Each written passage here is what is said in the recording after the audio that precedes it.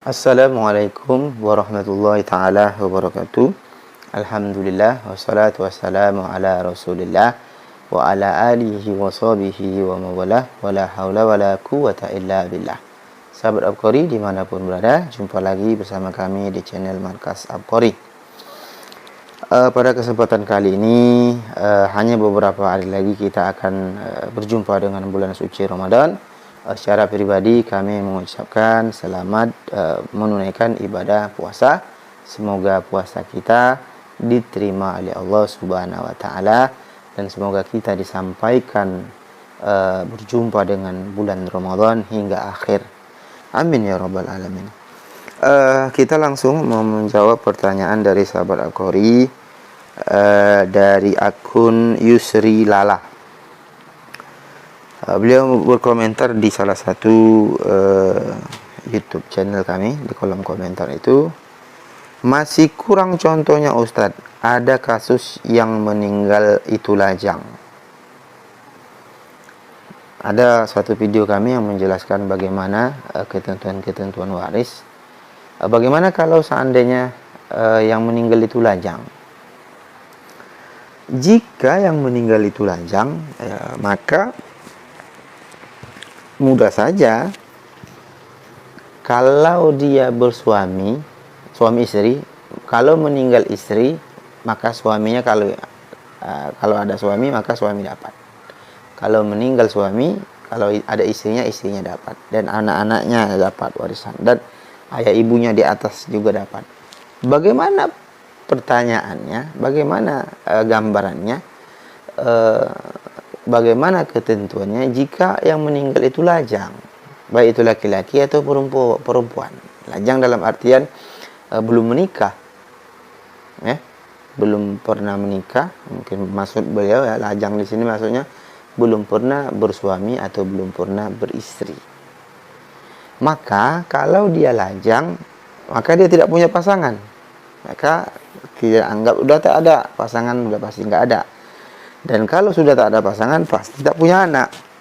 Berarti ahli waris pasangan tak dapat, tak ada, dan di bawah juga tak ada, anak-anaknya sudah pasti nggak ada, ya kan? Mungkin pula nggak ada nikah, tiba-tiba ada anak, ya kan? Kemudian siapa yang mendapatkannya, Ustaz? Si mayat ini mempunyai keluarga. Mungkin dia masih punya ayah ibu. Oh, ayah ibunya nggak ada, Ustaz. Kakek nenek ada nggak? Oh, nggak ada juga. Saudara-saudaranya kan ada. Dia mungkin mempunyai saudara kandung, mempunyai saudari kandung. Oh, tak ada juga, Ustaz. Mungkin mereka ada keponakan. Keponakan maksudnya saudara kandungnya ini kan, sebelum keponakan mungkin dia punya saudara saya. Mungkin dia punya saudari seibu. Oh, tak ada juga, Ustaz. Mempunyai saudara, mungkin mempunyai saudara ibu, saudari seibu. Oh, tak ada juga, Ustaz. Mungkin dia punya keponakan. Mungkin abang-abangnya dan kakak-kakaknya abang-abangnya sudah wafat. Tapi dia mempunyai keponakan dari saudara laki-laki, keponakan laki-laki dari saudara laki-laki. Oh, enggak ada juga, Ustaz. Mungkin dia punya paman atau punya uak, orang yang lebih tua dari ayahnya, baik itu kandung atau seayah.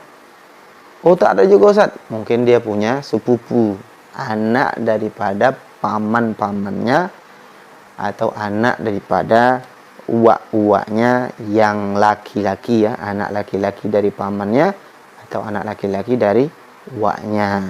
Jadi begitu saja ketentuan jika yang meninggal itu lajang. Nah, dia hanya berkurang dari ketentuan ahli waris itu, yang berkurang hanya istri tak ada atau suami, dan tidak mempunyai anak baik laki-laki ataupun perempuan, yang ke bawah tak ada, samping tak ada, suami istri tak ada, bawah anak-anak tak ada. Tapi ahli waris yang lain masih ada, ya. Golongan ahli waris itu, kalau dalam ketentuan ahli waris itu ada 25 golongan. Kalau hanya suami istri tak ada, anak cucu tak ada, hanya beberapa golongan yang tak ada, tapi golongan yang lain itu masih ada. Jadi biasanya kalau orang lajang, yang mendapatkan warisannya itu adalah ayah ibunya, Kalau tak ada ayah ibunya, kakek neneknya. Kalau tidak ada, biasanya saudara saudarinya. Saudara saudari tidak ada, mungkin keponakan-keponakannya, yaitu keponakan laki-laki, anak laki-laki dari saudara laki-laki, baik kandung maupun seayah. Kalau tidak ada, maka kita terus ke atas, yaitu paman atau uwak, baik yang kandung maupun yang seayah. Kalau tidak ada juga, berarti sepupunya, anak dari paman atau anak dari uwak yang laki-laki.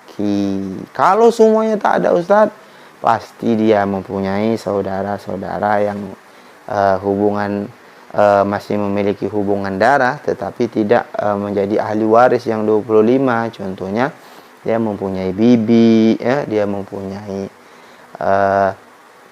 anak daripada saudari perempuannya, gitu kan.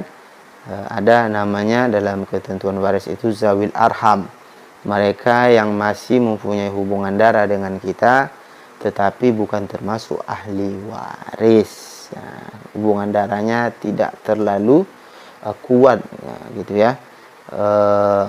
Tidak termasuk dalam golongan ahli waris yang Allah tentukan, tetapi mereka mendapatkan warisan.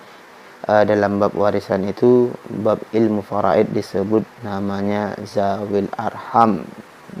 Mungkin itu saja penjelasan dari kami. Mohon maaf atas segala kekurangan. Selamat menyambut bulan suci Ramadan. Semoga amal ibadah kita diterima oleh Allah Subhanahu wa taala. Jangan lupa like, share, dan jangan lupa juga subscribe. Mungkin itu saja. Assalamualaikum warahmatullahi taala wabarakatuh.